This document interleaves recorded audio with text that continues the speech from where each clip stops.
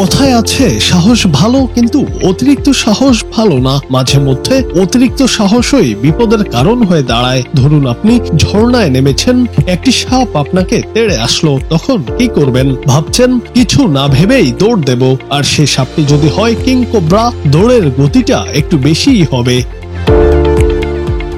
তবে সম্প্রতি সোশ্যাল মিডিয়ায় ছড়িয়ে পড়া এক ভিডিওতে দেখা গেছে ভিন্ন এক দৃশ্য।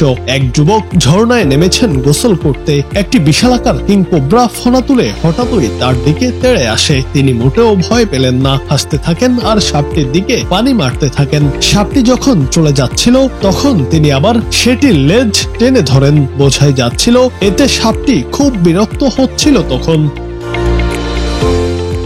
যুবকের এমন কর্মকাণ্ড প্রকাশ্যে আসতেই সোশ্যাল মিডিয়ায় অনেকেই তার সাহসের প্রশংসা করেছেন। কেউ আবার বলেছেন এত দুঃসাহস দেখানো ভালো নয়। তার এমন কর্মকাণ্ডের জন্য কেউ কেউ আবার তাকে পাগল বলেও আখ্যা দিয়েছেন।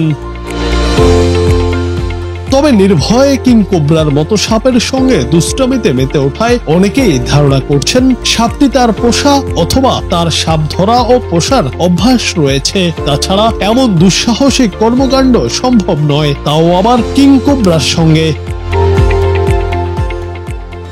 জুনায়েদ আহমেদ, বাংলা টিভি।